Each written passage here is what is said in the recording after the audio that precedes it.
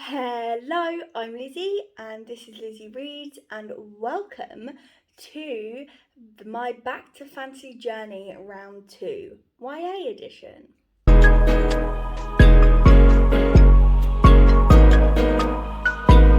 So recently I embarked on a project to get myself back to reading fantasy, ready for those cozy winter nights.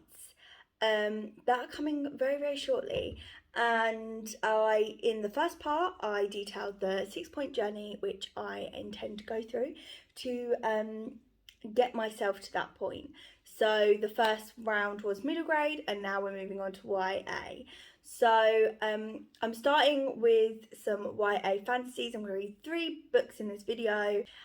I'll link the playlist down below because if you want to follow the entire journey you can, and hopefully you enjoy this. So I've got a plan of the 3 books that I'd like to read for this video, and the weather started to turn here in the UK. We've had some rain today, and this evening it's literally just petered off, but I'm just gonna pretend it is raining and cozy. I've got everything ready for my dinner later and done some things that I needed to get done after work. I've got into a cozy jumper and I'm going to pretend like it's fully autumn. I've got some candles on and the fake TV fireplace. But what I'm going to try and do is... Rosie, please. Thank you. Sorry, I have a friend's dog staying with me at the moment, so if you hear any noise in the background, that's her. She's very cute, but Rosie, but likes to growl at the passers-by, which you can see from our window.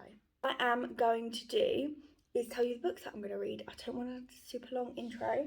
I've just picked 3 YA fantasies that I have on my TBR because I'm intrigued. I'm intrigued to read them.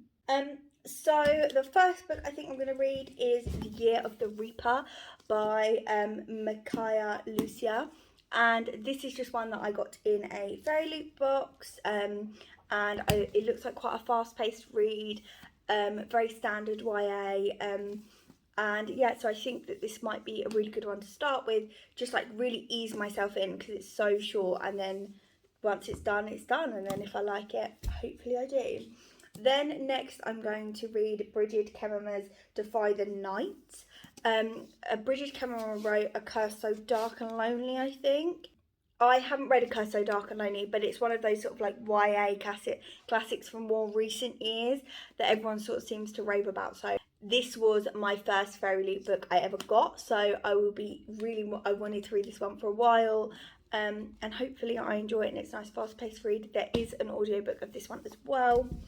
And then I've got a book that I have owned for over a year, and that is A Song of Wraiths and Ruin by Roseanne A. Brown. I follow Roseanne Brown on Twitter, and that's how I heard about her book, because I kept seeing tweets that she'd made that I thought were humorous or interesting, and then I followed her, and then she had a book out, and I've had it for ages. I just haven't picked it up yet. There is also an audiobook for this one, but this one is part of my Roll the Rainbow readathon at TBR, and I will not be reading that till next week. So this will be the last book, hopefully, that I read in this video, if I can manage to get to the other 2 first. Starting with Year of the Reaper, I actually have no idea about it. I did read it in a try chapter tag, I think, and I believe it's about a lord who goes on a mission for the king and gets lost on that journey, and there's like a revenge plot. You know, I have no idea on the specifics, the magic, etc., but that is where I sit on this. So that should be really interesting, and I'm really looking forward to getting chucked started in. How much I can get read this evening, we'll see, and I'll let you know. Yeah, moving on now. Good morning. I just got back from a WALK with Rosie Pop. She's down there. And it is Wednesday. It's Wednesday, and I thought I'd give you a little reading update because I did do some reading yesterday. not as much as I wanted to actually, but I read the first 102 pages of Year of the Reaper, and I actually, yeah, I'm enjoying it. It took a little while to get into, but then once I was into it, I managed to read some. I just had to go to bed early. I wanted to get up and do some reading, but what I did instead was I did some of the sort of like tidying up bits that I needed to get done, and some like I needed to post a parcel. So I did all of that, and we went out for a longer walk. She's fine, she's asleep. We went out for a bit of a longer one this morning to do that, so that on my lunch break we can just like we don't have to we can do it again in the evening, so I don't have to go out, and I can spend my lunch break reading, which will be really good. Because after work today I probably will spend the evening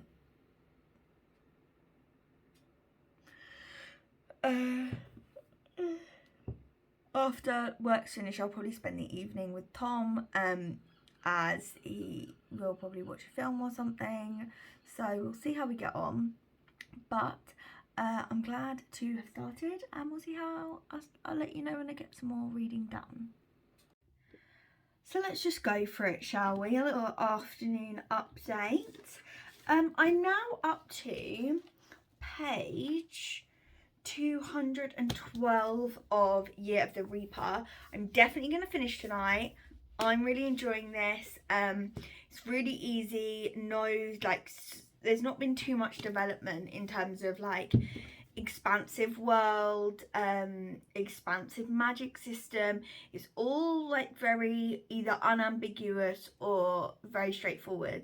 So that's been really easy for me in terms of reading these. Now what I will say is that's not obviously a thing that everyone's going to be looking for. It feels like just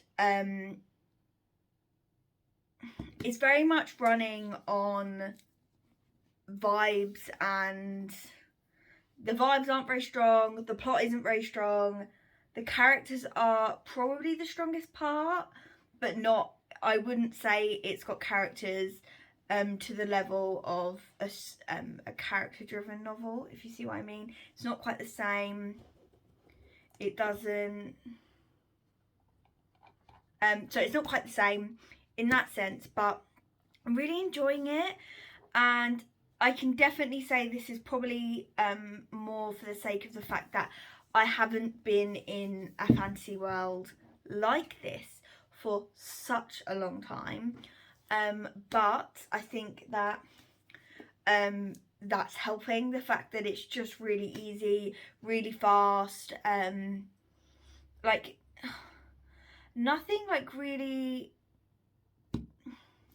The difficult thing about it is, what I'm trying to say is that for the first part of this story, I was unclear on what kind of story this was going to be.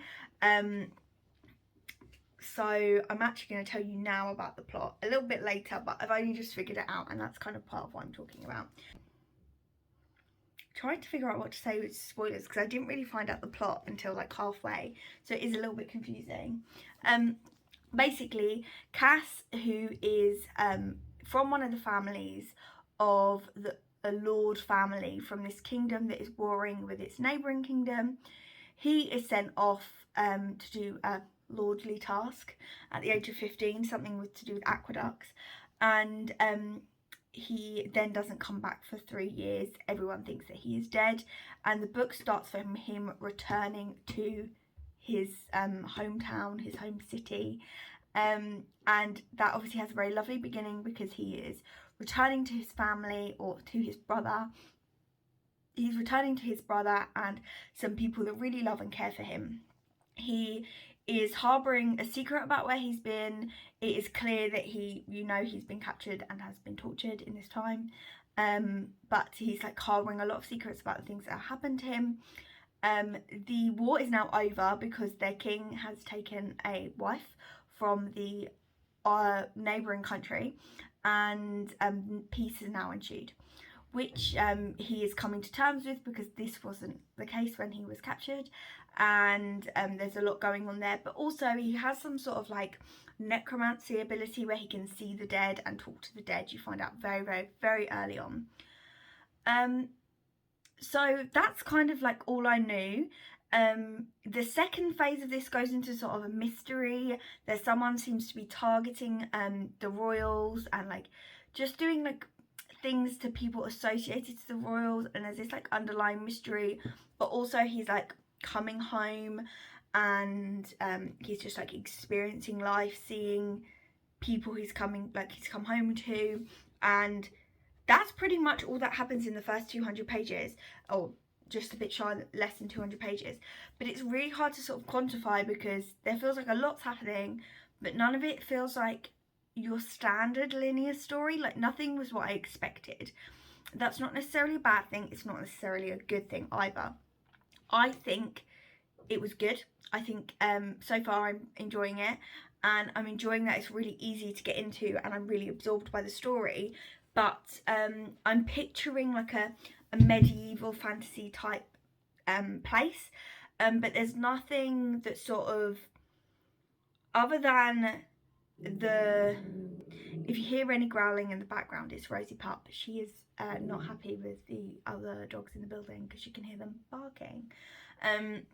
So it's really hard. I'm finding it really hard to get through this section, because there's positives, but they're only positives for me because of the way I'm feeling about fantasy at the moment. The rest of them, they're kind of negatives at the same time. So please bear with me. It's giving me a very much like medieval fantasy style vibe, because of the way that the hierarchy is within the houses, you know, with lords and kings and captains and priests and all things like that, are very medieval fantasy inspired, and the type of houses and the castles and things like that that are mentioned, and moats and all, like just the whole setting is, and there's the plague that's sort of in the background but also very much there as well, which gives those vibes. But there's no like actual descriptors about how this affects their day-to-day life, like other than the fact that technology is not there. For example, From Blood and Ash, there's a lot of talk about how the layout of the town is, and how they like bathe themselves, and the advancements of different countries, etc. And because that's my only point of reference, because realistically, other than Robin Hobb, it's the only sort of fantasy book I can really remember reading in recent years. To be honest with you, and Robin Hobb is the best. I think, and that's fine, because I get the vibe I'm getting like from other things.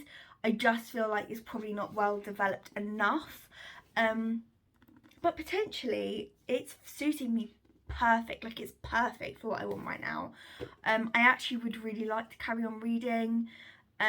It's been quite slow going in the start, in the sense that like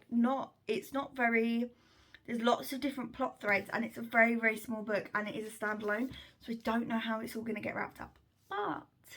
But I'm here for it. I'm enjoying it. I'm thinking that it might be just a good fun read. It took me a really long time to describe that.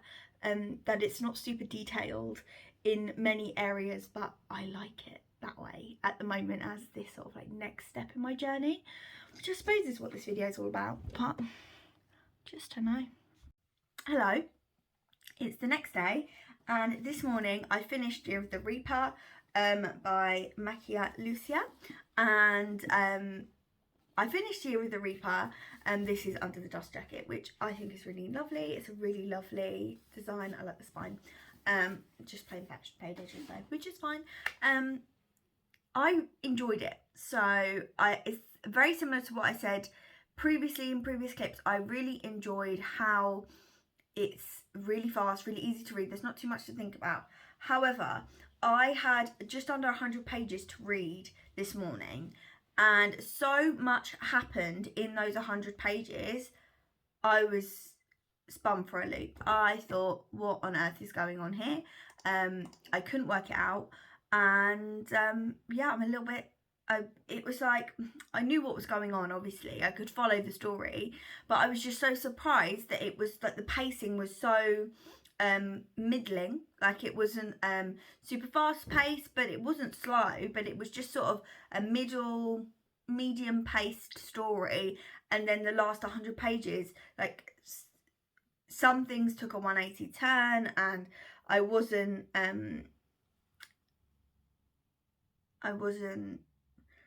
here for it. Some things happened so quickly, some character changes happened really, really quickly, and I didn't like that, which is fine.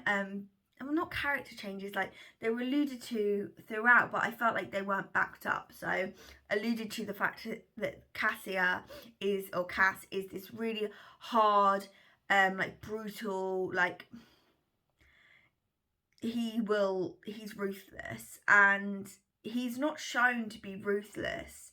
And then, or ruthless is not quite the right word, but unhinged. Well, I suppose he's a little bit unhinged.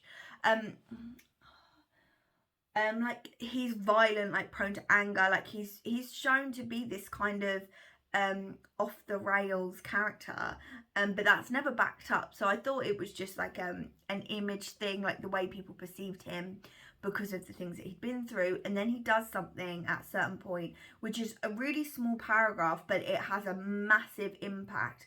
So in the course of 3 pages, about 25 different things happen, which are all very out of character and then resolved very quickly at the end in a nice little parcel, which again was good for the fact that it was really short, but I think potentially it could have had another 100 pages, and so maybe like 70 pages. If it got to the 400 page mark and had the same contents, it would have been, I think it would have felt a little bit more expected or a little bit more dealt with. Everything was wrapped up very quickly. The beginning was very the beginning was just plodding along, and then we get to this really fast pace, like, but it's not in the sense that it ramps up.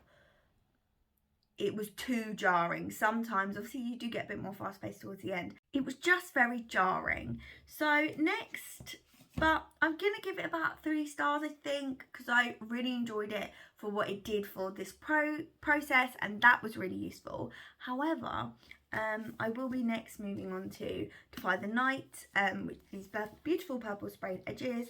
So I'll probably take the dust jacket off of that, and I'm going to listen to this throughout working today. So I'll let you know once I've read a good chunk of that.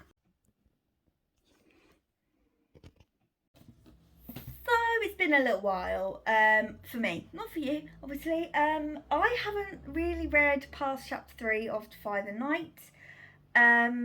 It's not that I didn't, when I tried to read it, I was just not reading a lot last weekend, and now it's Roll the Rainbow Thon, Chrissy's readathon, and that's not my TBR, and to stick to my TBR, I have moved on to A Songs for Wraith and Ruin, which was my 3rd book on the pick, but I'm just moving it, so I'm just swapping them around and reading Defy the Night next week, or once I've finished my TBR.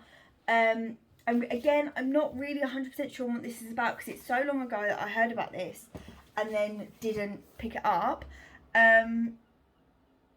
So I'm going to start the audiobook and probably read it fairly slowly over the next couple of days, unless I get super hooked on it, but I'm excited nonetheless.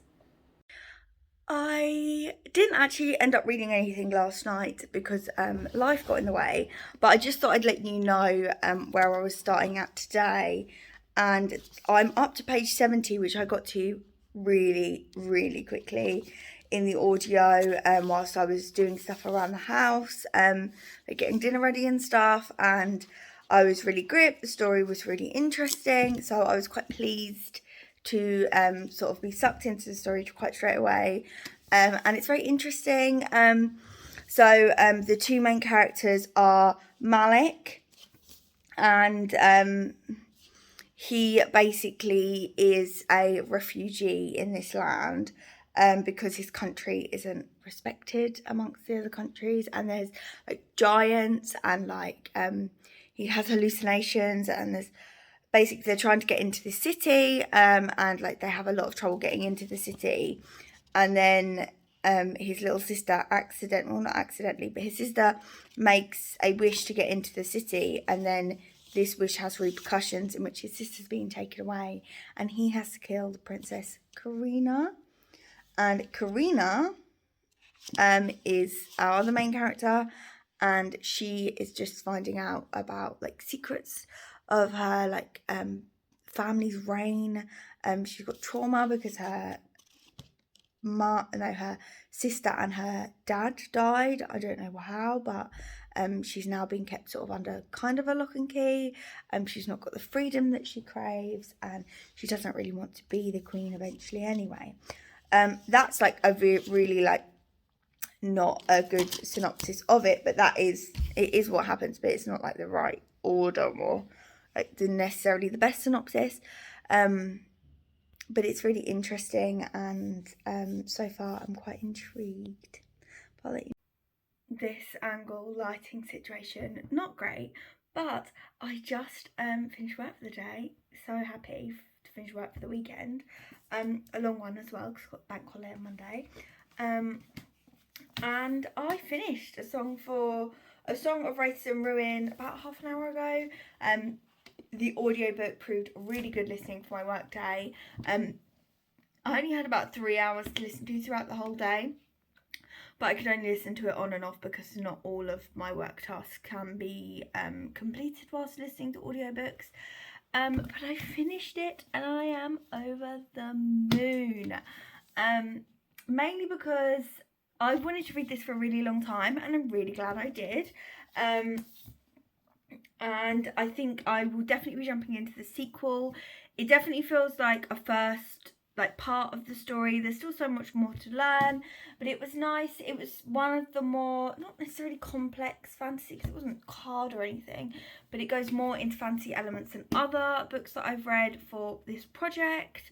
So yeah, I had a really good time reading it, and I'm looking forward to reading Defy the Night. But I feel like it's helped me push me more into making sure that I'm paying attention to the fantasy elements, because sometimes I'm just reading and not taking in the fantasy elements. But I will definitely be picking up the sequel. I wonder if it's too late to get it in hardback, because I like the hardbacks. I think they're really nice, and they're just so floppy. I love a floppy hardback. Yes, so I probably won't speak to you again now until I'm reading Defy the Night. Gonna be a couple of days jump for you, not for me, but for you. Why do I keep saying that? Obviously you don't. Okay, so it's been a little while, and I wasn't hoping to come back to you in this video with my hair wet and just, you know, not in my best zone, but I thought I would let you know that I have picked Defy the Night back up again after putting it on pause for Rather Rainbowthon. I started it yesterday and I was at chapter 3, and I'm at chapter 33. As you can tell, I'm not been that well. I'm not feeling the picture of health, so to speak. So I haven't felt like picking up the camera, unfortunately. So sorry. I realised that I needed to get my computer set up ready. It's not quite work time yet, but I just wanted to get it set up so I could talk until it is time to work.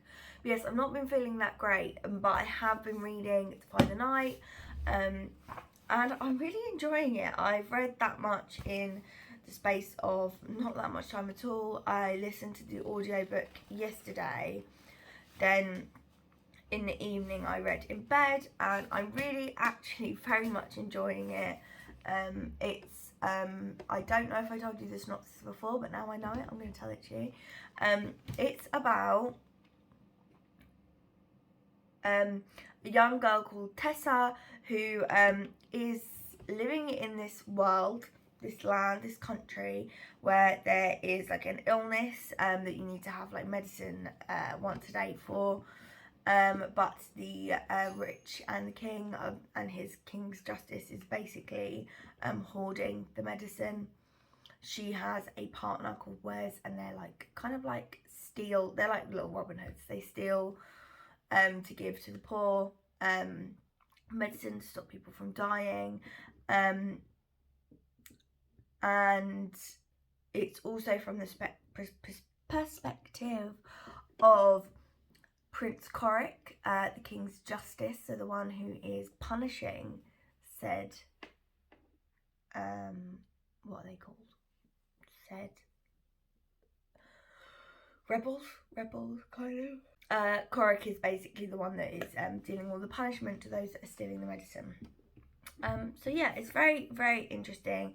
In the sense that it's just got me gripped. I liked it. I liked the relationships between the characters. It's very easy to read. I imagine that there's been a few twists and turns that have been comparable to many other YA stories, and I wasn't really surprised by any of them, but I haven't read that much YA fantasy of this kind, so I feel like I'm not like, oh, this is just like every other YA. I'm not bothered by that because it's not that important to me, if you see. But yeah, I'll let you know once I finish how I'm getting on, and hopefully then we can move on in the project. So the lighting's kind of poor. It's not a great setup. I really just wanted to film in front of my autumn leaves that I set up, and I thought they looked really cute, so I'm just gonna sit here, okay? I haven't updated in a while. If you think, oh, she looks unwell, that's because I have been unwell. Just the seasons changing has ruined me once again. So I finished Defy the Night, and I liked it. I really, really liked it. I thought it was really good. Really nice, eased me into the story. I mean, fantasy elements, were there any? Was there any magic?